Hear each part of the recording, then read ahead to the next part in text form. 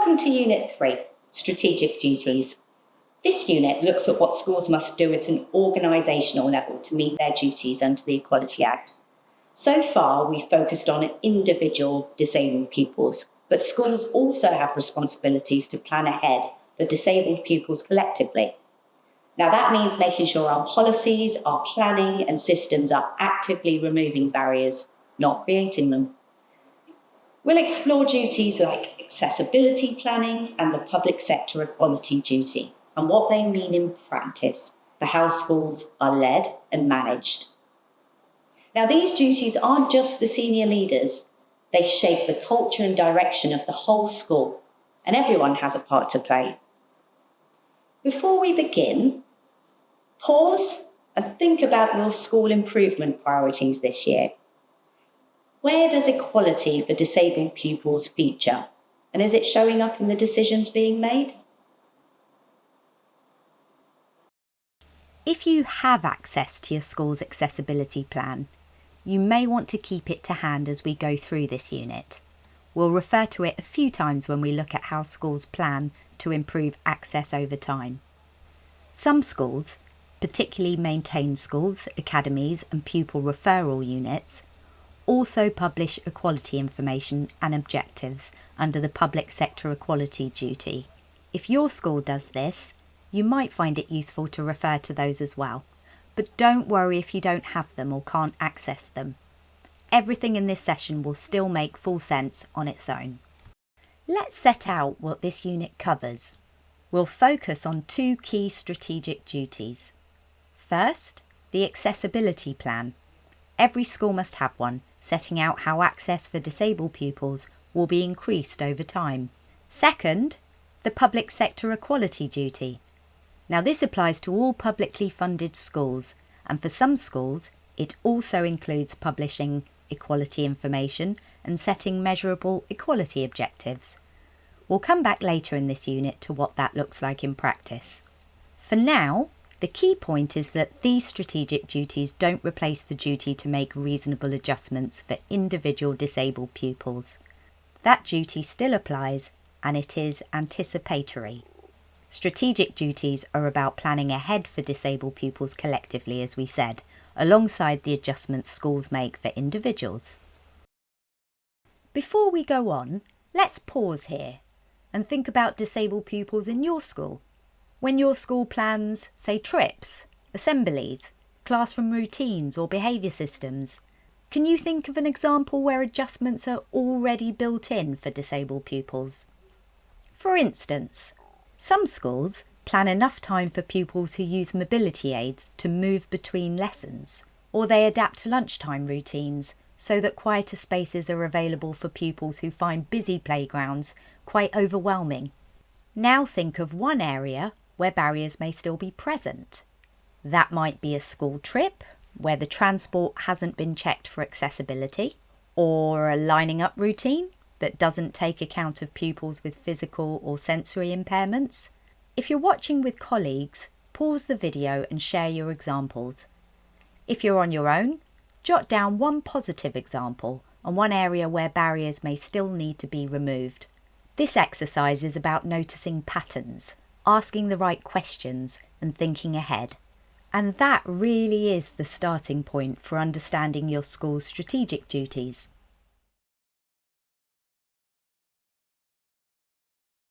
At this point, you may be thinking, what are strategic duties? When we talk about strategic duties, we mean the whole school planned approach to equality and inclusion. These duties go beyond adjustments for individual disabled pupils. They're about removing barriers and promoting equality for disabled pupils collectively by looking at the systems, policies and culture of the school. When schools do this well, it can reduce the need for repeated individual adjustments because access has been planned from the start. It's about building equality into everyday decisions, from curriculum planning to behaviour policies to the way trips are organised. Schools can use evidence and data to help identify where barriers exist, and they should listen carefully to the views of disabled pupils and their families. That insight is essential for shaping change that works. But and this is really important. The duty to make reasonable adjustments for individual disabled pupils still applies. Strategic duties add to that responsibility. They don't replace it. So what does this mean in practice? There are two strategic duties that schools need to understand. First, all schools, whether maintained, academy, independent or a pupil referral unit or PRU, must plan ahead to improve access for disabled pupils through an accessibility plan.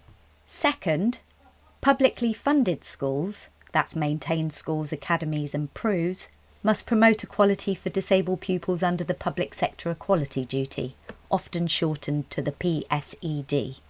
We'll look at each of these in a bit more detail in the next few slides. The key point here is that schools have duties at both levels.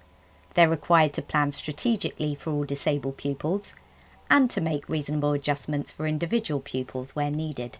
Both sets of duties work side by side, helping schools remove barriers and prevent disadvantage before it happens.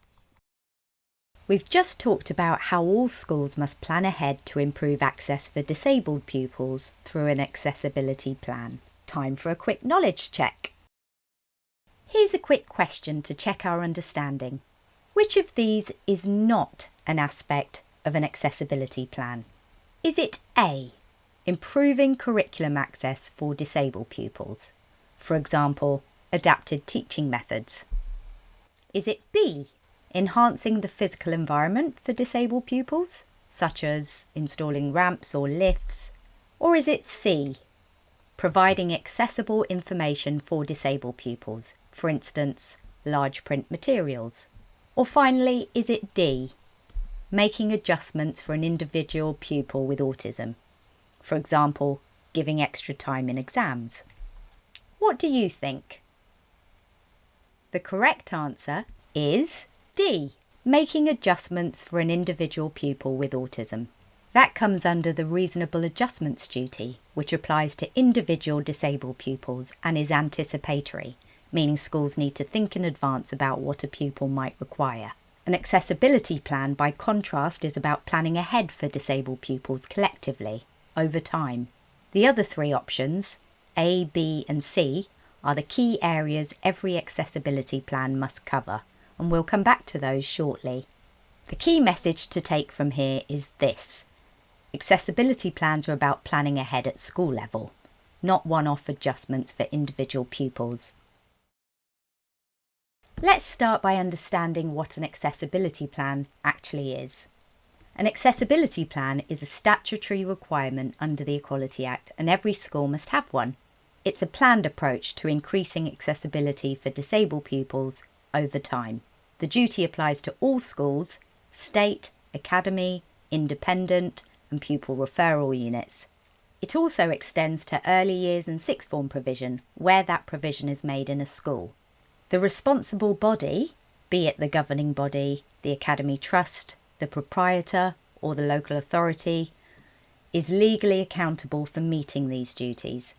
An accessibility plan should be a working document, not something that gets dusty on the shelf.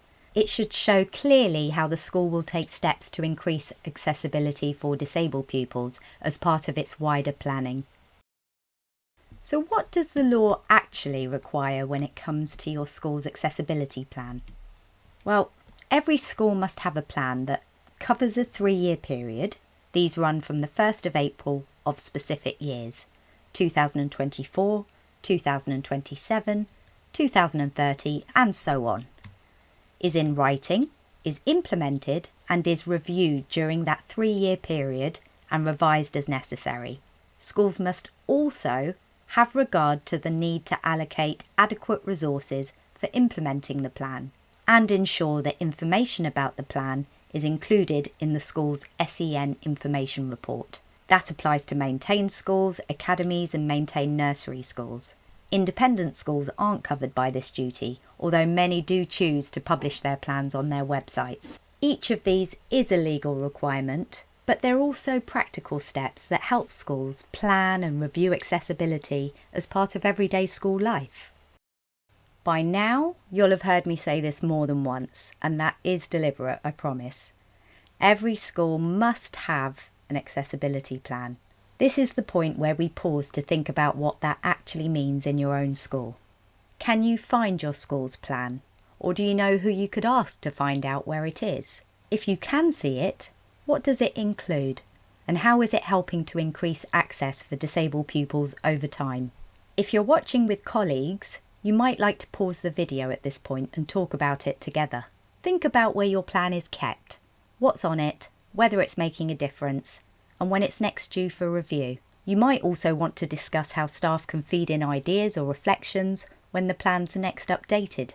If you're watching on your own, jot down a few notes, perhaps who you could ask about the plan, where you might find it, or how you could share any thoughts for its next review. This reflection is about recognising that the accessibility plan is a statutory duty and thinking about how everyone in the school can play a part in keeping it active, relevant, and focused on increasing access for disabled pupils.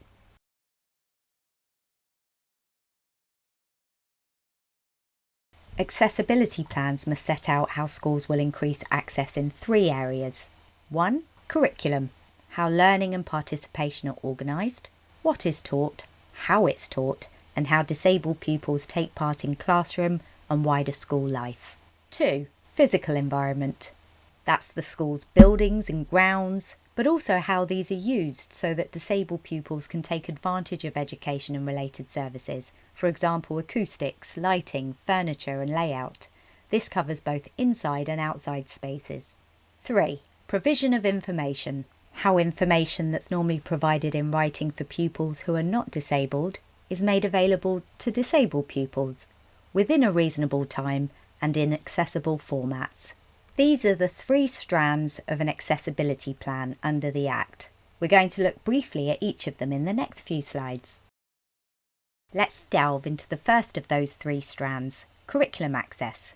Under the Act, every school's accessibility plan must show how access to the curriculum will be increased for disabled pupils. As we said before, this includes what is taught, how it is taught, and participation in classroom learning alongside peers. Examples here might include planning practical subjects such as science experiments in a way that all pupils can take part safely, providing curriculum materials in accessible formats such as large print, symbol supported or audio versions, and adapting PE and sport so that disabled pupils can take part alongside their peers. But curriculum access goes beyond the classroom. The duties extend to the whole school curriculum, including recreational opportunities at break and lunchtime, special events such as sports days or visiting theatre groups, movement around the school, extracurricular clubs and activities, opportunities for pupil leadership, such as being on the school council or being a peer mentor, and school trips and visits. When schools set out their plan, they need to show how access will be increased both in lessons and across the wider life of the school, and that way disabled pupils are not left out of any part of school life. The second strand of the accessibility plan duties is the physical environment. The Equality Act requires each accessibility plan to include improving the physical environment of the school for the purpose of increasing the extent to which disabled pupils are able to take advantage of education and benefits, facilities or services provided or offered by the school. This duty is broad. It's not only about ramps and doorways. It covers how the school environment, both inside and outside, can be improved so disabled pupils can benefit fully from what the school offers. Here are some examples. Using colour contrast to support pupils with visual impairment, such as clear door frames, stair edges and signage that are easy to distinguish. Creating quiet zones for pupils with sensory needs who might find corridors, dining halls or playgrounds overwhelming at times. Providing adjustable furniture and lighting so that pupils can see the board comfortably or work at the right height for them. Making acoustic adaptations such as soft flooring or panels to help pupils with hearing needs or those who find background noise difficult. And changing the layout of playgrounds or common areas to make sure pupils using mobility aids or wheelchairs can move freely and safely with their peers. So it's about planning ahead, thinking proactively about the barriers that could arise and how these can be reduced or removed over time. The third strand of the accessibility plan duties is information access. The accessibility plan must show how the school will improve the delivery to disabled pupils of information that's normally provided in writing for pupils who are not disabled. This information must be made available within a reasonable time and in ways that take account of the pupil's disability, and where appropriate, any preference expressed by the pupil or their parent or carer. It's really important not to make assumptions here. Finding out what works best for the pupil is a really useful starting point. Examples include using picture or symbol versions for pupils with language or communication difficulties, adding subtitles to slides or videos, which can help many pupils, including those who are deaf or hard of hearing, providing large print, audio or video versions, or using sign language or a symbol system to share information. The focus here is on the everyday written information that pupils rely on, things like timetables, menus, homework instructions and letters home, and planning how to make these accessible in practice. This is a good place to pause for a moment and think about information in your school. Could every pupil understand today's lunch menu, a letter sent home, or the timetable that's on display? If you're watching with colleagues, pause the video now and talk about this together. Think about the different types of information pupils see every day and whether they're accessible to everybody. If you're watching on your own, you might jot down one example of information that could be made clearer or easier to understand. This reflection is really about noticing the ordinary information pupils rely on and spotting where small changes could make a big difference to how included pupils feel. We've looked at what an accessibility plan is and what it must cover, but why does it really matter in practice? Well, first, every school is legally required to have an accessibility plan. That isn't optional, it's part of schools' duties under the Act. But when a plan is used well, it does far more than meet a requirement. It makes a real difference. It improves the welcome for disabled pupils and their families. A strong plan shows the school has thought ahead about possible barriers and how to remove them, so families aren't left to fight those battles one by one. It benefits the whole school community. For example, improving classroom acoustics helps pupils with hearing impairments, but it also reduces background noise and supports focus for everyone. It promotes inclusion and a positive ethos. When equality is planned for strategically, it becomes part of everyday decision making, not an add-on or a last-minute fix. It improves the physical environment, so not just ramps, but thoughtful design choices like lighting, colour contrast, quiet areas, and playground layouts that make spaces easier and safer for all pupils to use. It also drives wider policy and system change. How? Well, for instance, when schools plan ahead for things like educational visits or behaviour policies, accessibility is built in right from the start. That's then much more likely to reduce the number of individual adjustments needed later, because barriers have already been considered and removed. And over time, this helps shape a more inclusive culture where barriers are anticipated rather than reacted to. And at the heart of it all, it's about helping pupils thrive together. When barriers are removed for disabled pupils, the benefits ripple across the whole school. Having a strong accessibility plan also helps schools demonstrate to Ofsted and others how they're meeting their duties under the Act and providing an inclusive, high-quality education for every pupil. An accessibility plan can't be developed in isolation. To be effective, it needs a whole school approach, and that means involving teaching and non-teaching staff, as well as those with particular areas of responsibility, whether that's curriculum, pastoral care, recreation or organisation. Everyone sees different parts of school life, and that means everyone notices different barriers that might need to be addressed. It's also vital to involve pupils, asking them directly, what makes access difficult for you? What would help? Give schools insight they can't get in any other way. Parents and carers bring another essential perspective, because they often see the impact of barriers that may not be visible in the classroom. Specialist services and other agencies can also provide really valuable advice and expertise to support schools in developing and reviewing their plans. But the legal duty for the accessibility plan sits with the responsible body. That means the governing body usually in maintained schools, the academy trust in academies, the proprietor in independent schools, and the local authority for pupil referral units. The responsible body is responsible for ensuring that the accessibility plan is prepared. They must have regard to the need to allocate adequate resources for implementing it, and must keep the plan under review during the 3-year period to which it relates, and revise it as necessary. So while contributions come from across the school community, the statutory duty rests with the responsible body. We've come to the end of our section on accessibility plans, one part of school strategic duties. The other is the public sector equality duty, or PSED. It requires schools to think about equality across all the protected characteristics under the Equality Act. The public sector equality duty is a general duty under the Equality Act. It applies to all public bodies, and that includes all publicly funded schools. So it applies to maintained schools, academies, pupil referral units, maintained nursery schools, and non-maintained special schools. The general duty requires schools in carrying out all their functions to have due regard to the need to achieve 3 key aims. First, to eliminate discrimination, harassment, victimisation, and other prohibited conduct. Second, to advance equality of opportunity between people who share a protected characteristic and those who do not.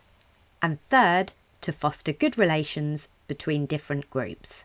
In other words, to build understanding and reduce prejudice between those who share a protected characteristic and those who don't. Essentially, the law requires that in every decision we make and every action we take, whether that's planning lessons and school trips to setting policies, we must consciously consider how it will affect pupils with protected characteristics. This duty applies across all protected characteristics under the Act, but in this training, our focus is on what it means for disabled pupils. Here we have the first aim of the public sector equality duty. Schools must have due regard to the need to eliminate discrimination, harassment, victimisation, and other prohibited conduct. Schools are much better able to demonstrate this duty in action when they first anticipate barriers and make reasonable adjustments, so think ahead about where pupils may face barriers and act in advance to remove them.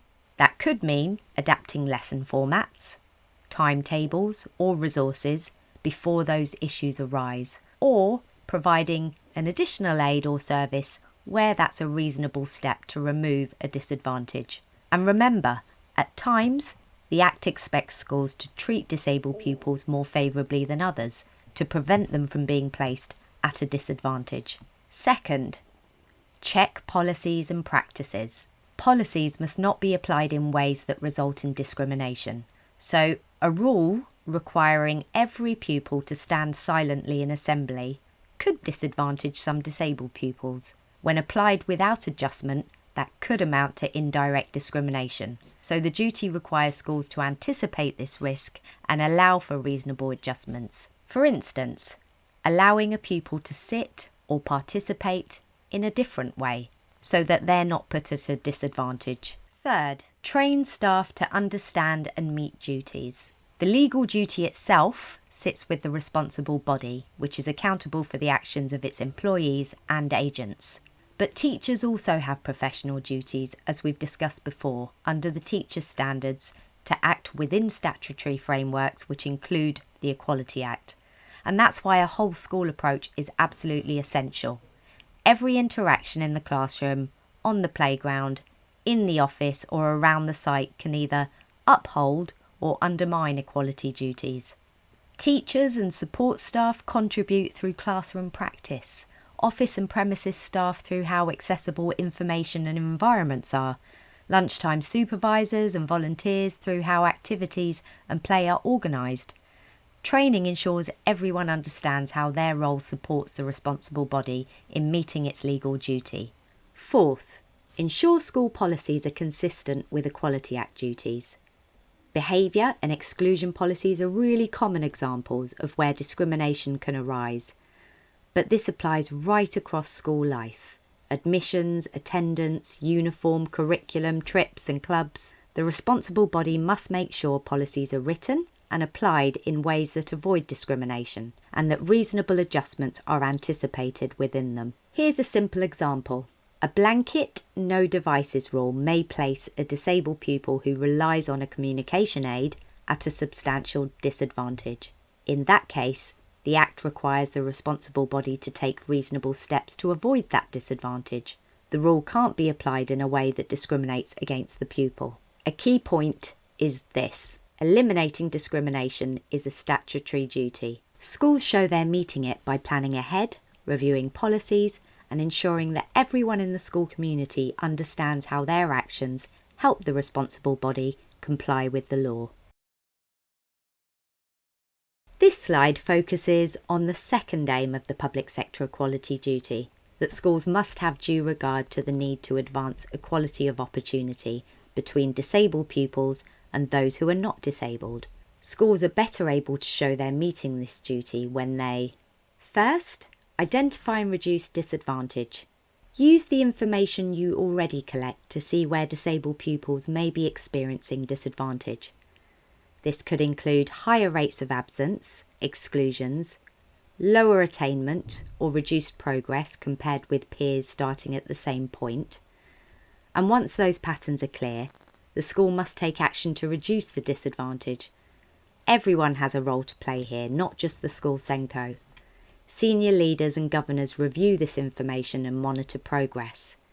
Teachers, teaching assistants and pastoral staff adapt their teaching and daily routines, and office staff can spot barriers in everyday communication with families or how information is shared. Next, increase participation. Disabled pupils should be able to take part fully in the whole life of the school. If participation is lower, schools need to ask why and plan to change it. Teachers and support staff can adjust activities, lunchtime supervisors and volunteers can help make clubs and play inclusive, and leaders can track and encourage participation over time. Third, use views, data, and the accessibility plan over time.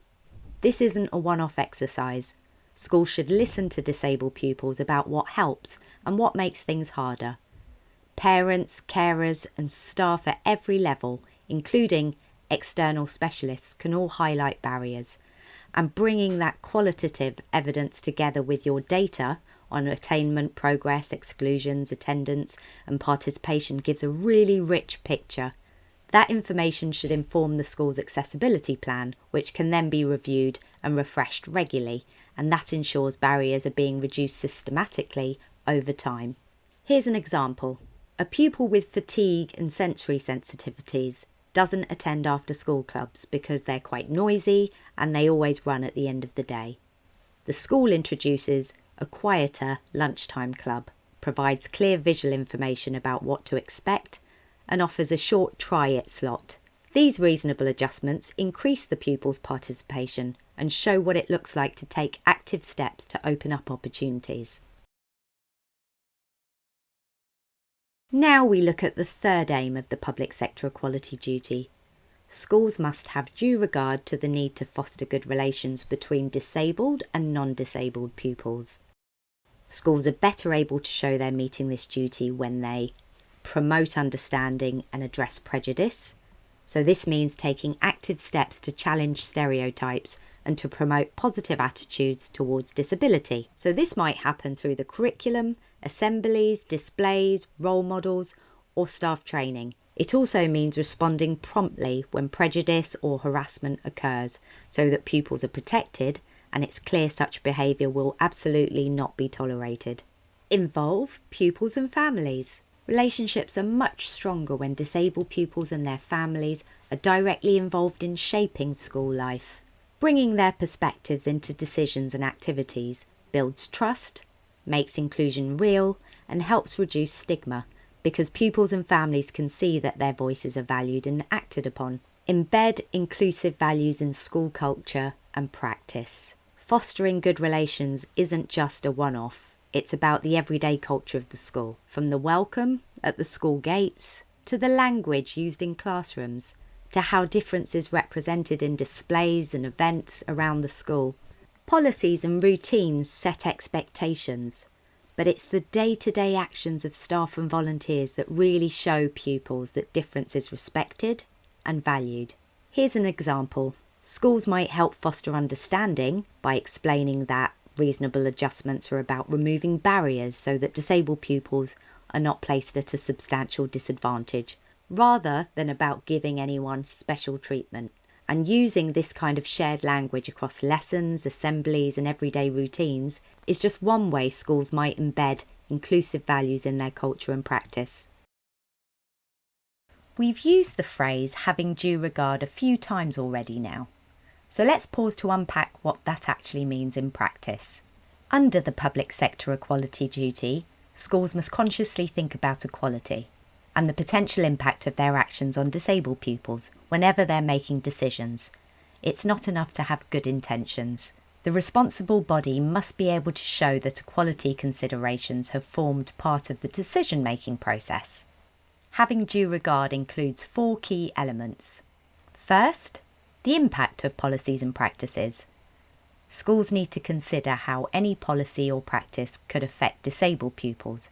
For example, if you're revising the behaviour policy, adjusting the timetable, or introducing new uniform rules, you must think about how those decisions could create barriers or disadvantage for disabled pupils and what could be done to prevent that. Second, considering impact before action. This is about being anticipatory. Schools must think through potential impacts before decisions are finalised or policies applied, rather than wait until problems occur. It's a proactive process rather than a reactive one. Third, a demonstrable process. Schools should be able to evidence how equality has been considered. That doesn't mean producing lengthy paperwork, but there should be a clear trail showing that equality was part of decision making. That could be as simple as minutes from a governor's meeting where the impact of a new policy was discussed, or notes from a leadership meeting about barriers faced by disabled pupils. And finally, linking decisions back to the public sector equality duty aims. Every decision should be weighed against the 3 aims of the duty: to eliminate discrimination, advance equality of opportunity, and foster good relations. Schools should be able to explain how their actions connect to those aims, showing that equality isn't an afterthought. We've just explored the general duty under the public sector equality duty. But before we move on to the specific duties, let's pause on one principle that sits right at the heart of how schools meet these responsibilities, and that's more favourable treatment. The Equality Act treats disability differently from the other protected characteristics. Under the Act, treating disabled pupils more favourably is lawful, and schools may and often must do this.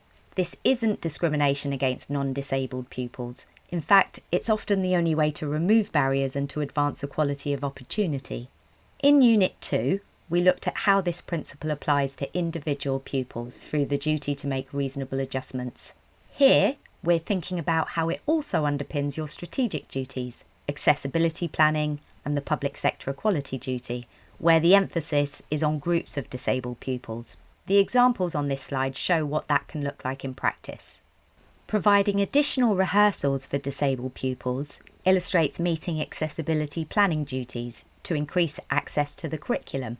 Developing a quiet area of the playground shows how improving the physical environment can reduce barriers for groups of pupils, such as autistic pupils or those experiencing high anxiety.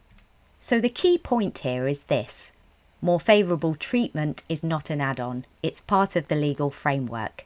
It applies both to individual pupils through reasonable adjustments and to groups of disabled pupils through accessibility plans and the public sector equality duty. And in many cases, it is the lawful and necessary way for schools to eliminate discrimination, reduce disadvantage, and advance equality of opportunity. Next, we'll look at the specific duties, the practical steps schools must take to show how they're meeting these obligations. We've just introduced the idea that alongside the general duty, there are also specific duties, and these are what make the general duty visible in practice. Specific duties apply to maintained schools, academies, including free schools, pupil referral units, and maintained nursery schools. The general duty is the overarching requirement to have due regard to the three aims of equality: eliminating discrimination, advancing equality of opportunity, and fostering good relations across all of a school's functions, whereas the specific duties are the practical steps certain schools must take to show how they are putting that duty into practice. Let's now look at what those specific duties actually are. Schools covered by the duties must publish equality information. So this must be published at least once every year and updated when new information becomes available. The information must be sufficient to demonstrate how the school is having due regard to the three PSED aims. In practice, this might include details about the school's pupil profile and how policies or practices are affecting disabled pupils. Publish measurable equality objectives. At least once every 4 years, schools must publish objectives that are specific and measurable. These should be designed to achieve one or more of the three PSED aims. Objectives should be practical and concrete. For example, increasing participation of disabled pupils in extracurricular activities, rather than using broad statements like improve inclusion. Key point here is that the two specific duties make the general duty visible. They enable schools to show publicly how they are having due regard to the three aims of the PSED. We saw on the last slide that one of the specific duties is to publish equality information. So let's think about what that actually means. Firstly, what is it? Equality information is the information schools gather and analyse that helps them understand how they're meeting the general duty. You can see some examples of equality information at the bottom of this slide. It could be curriculum content, training records, parent and pupil surveys, performance data, governing body or leadership minutes. It can also include policies such as the behaviour policy or anti-bullying policy, and evidence of progress against equality objectives. Together, these pieces of information build a really good picture of how the school is giving due regard to the duty. This information does 4 things. It shows how schools have had due regard to the general duty, as we said, in making decisions. Remember, the general duty is the requirement to have due regard to the need to eliminate discrimination, advance equality of opportunity, and foster good relations. Equality information is what schools use to show that they are having due regard in practice when decisions are made. The information helps schools understand the impact of their policies, practices, and decisions on different groups of pupils. This is where schools can see who is being included and who is being excluded, and importantly, how. The information allows us to identify areas of inequality that may need to be addressed. For example, if disabled pupils are overrepresented in exclusion data or underrepresented in enrichment opportunities, that's an area to act on. The information gathered informs the setting of specific, measurable equality objectives. The objectives should be drawn from the information, not chosen in isolation. Using the information really well also helps schools to plan more effectively for the future, so that actions are targeted where they're really going to make the most difference. Key point here: equality information isn't an extra burden, it's what schools already gather and use. The duty is about using that information systematically to show how schools are having due regard to the 3 aims of the PSED and to set meaningful objectives. Think for a moment about your own role. What data could you help to gather, observe, or share? The second of the 2 specific duties is to publish measurable equality objectives. These aren't vague statements, They are specific, measurable outcomes that some schools are legally required to set and publish at least once every 4 years. Equality objectives must be designed to achieve one or more of the aims of the PSED. That's eliminating discrimination, advancing equality of opportunity, or fostering good relations. And equality objectives must be informed by the equality information the schools gathered and analysed. This means they should be grounded in the evidence about how pupils are experiencing school life, not chosen in isolation. The examples shown here are simply illustrations of the kinds of objectives a school might arrive at when it analyses its own equality information. For instance, a school's data might point to low participation of disabled pupils in after-school clubs, or high exclusion rates, or gaps in recognising achievement. In those cases, an equality objective could focus on increasing participation, reducing incidents, widening recognition, or enabling fair access to recreational breaks. The key point is that every school's objectives must be drawn from its own information and context.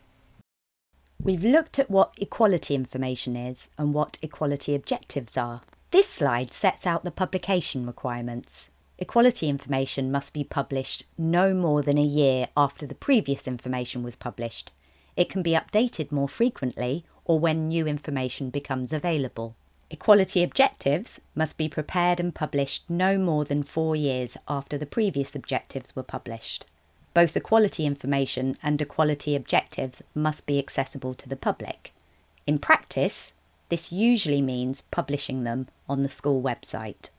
They can also be included within another document, for example, a school improvement plan, an equality policy, or annual report, as long as they are easy to find. It's also good practice to involve pupils and families in shaping them, so that objectives reflect lived experience as well as the evidence. Let's pause here for a quick activity. If you're in a maintained school, academy, or pupil referral unit, your school must publish equality information every year and measurable equality objectives at least once every 4 years. Not everyone will know straight away where to find these, and that's absolutely fine. If you don't, jot down who you could ask. It could be your head teacher, SENCO, or a governor. You could also make a note to check the school website later on. If you do know an equality objective your school has published, write it down and then ask yourself, is it specific and measurable? Could someone outside your school see clearly what you're aiming to change and how progress would be tracked? If it feels kind of vague, for example, we value diversity, try rewriting it in one line so it becomes measurable. Link it to something concrete, like attendance, subject choices, participation in trips or clubs, exclusions or staff training. Keep your version and share it with a colleague, your SENCO, head teacher or your line manager. It could feed into the school's next review of its equality objectives. If you weren't sure what your school's objectives are, your next step is simply to ask or look them up. Knowing where to find them matters because equality information and objectives should be live tools for everyone, not just for senior leaders. Remember, equality objectives don't stand alone. They should always be rooted in your school's published equality information. That information highlights patterns, and the objectives are the measurable steps the school sets in response to those patterns. When you finish the activity, press play to continue with Unit 3.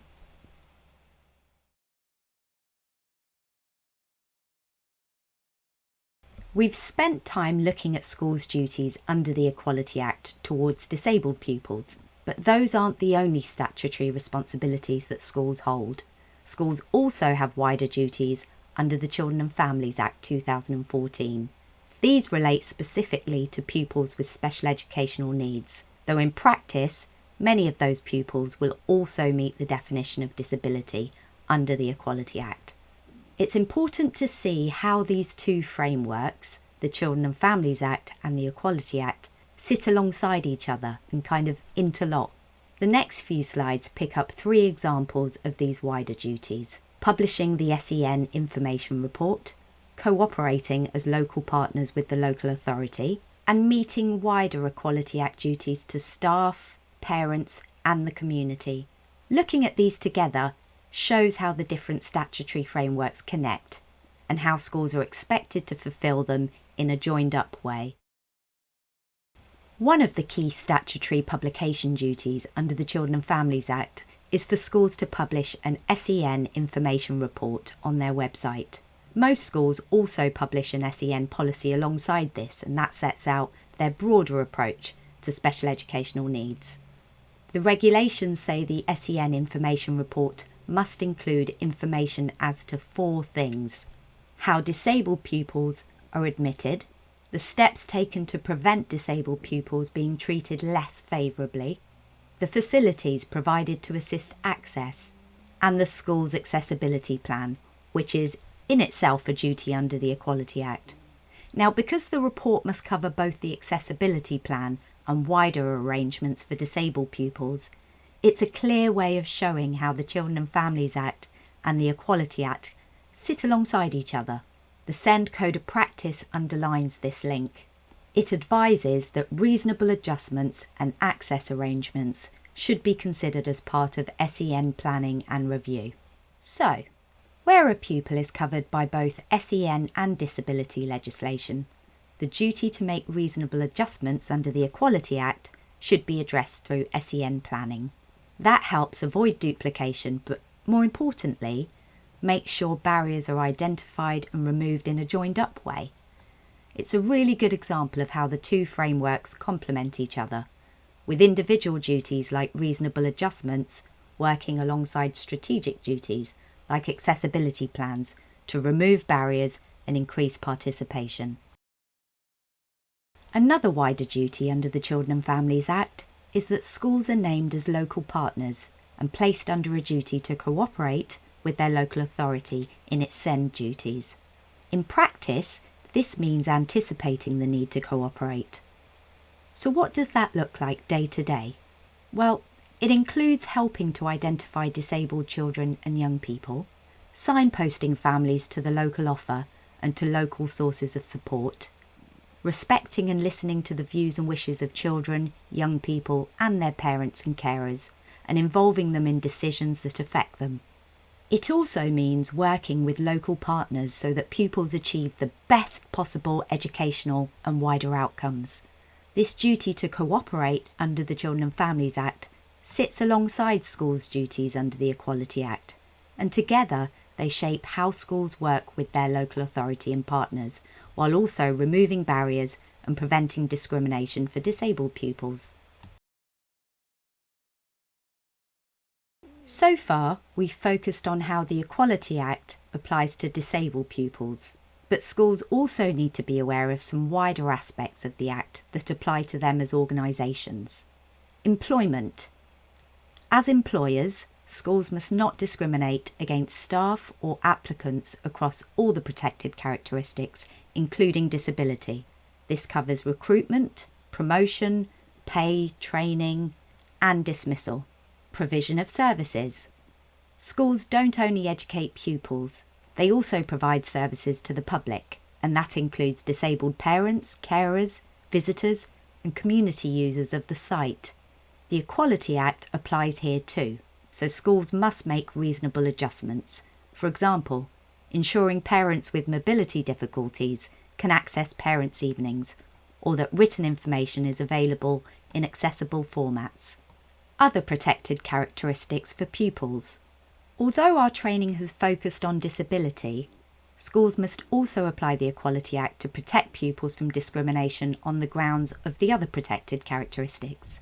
These wider duties help ensure equality is built into every part of school life, for pupils, staff, parents and carers and the wider community.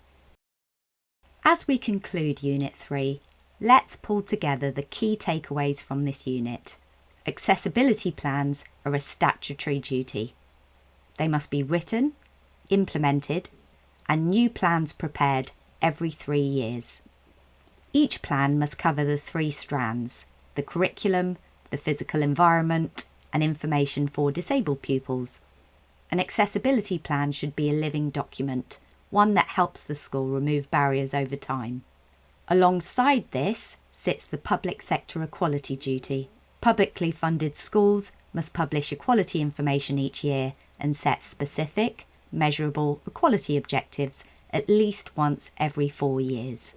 Those objectives should be informed by the equality information the school gathers and analyses, and should aim to meet the 3 PSED goals: to eliminate discrimination, advance equality of opportunity, and foster good relations.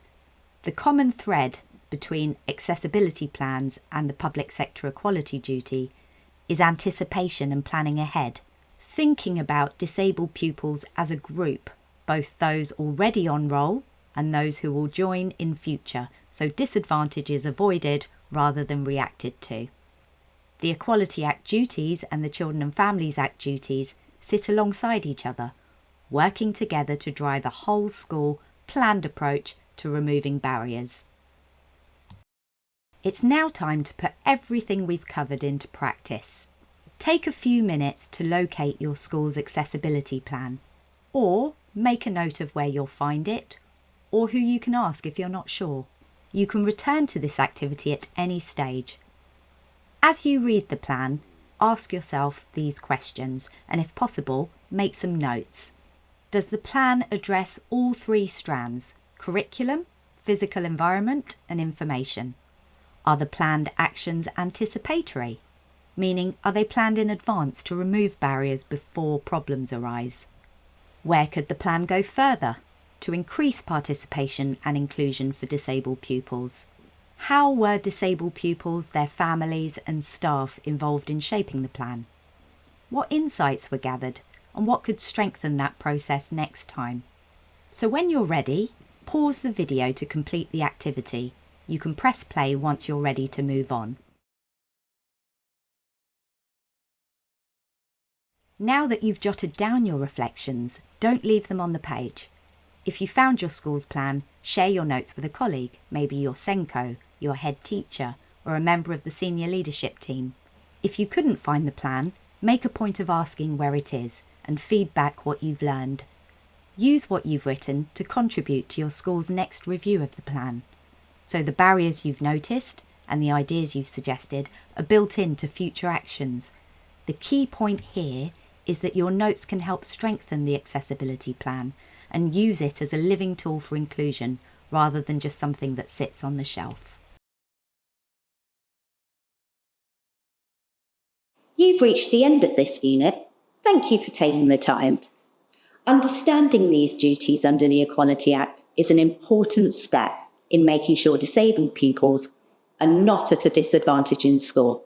So before you move on, take a few minutes to complete the takeaway activity. It's there to help you think through what this means in your role and what might need to change in the way that things are done.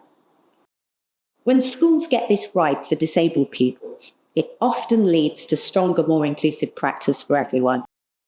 Thank you once again. Goodbye. The Council for Disabled Children has produced a family of Equality Act guides that underpin this training.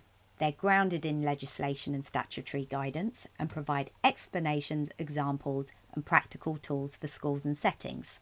The Teacher's Guide focuses on what school staff need to know and do in day-to-day practice.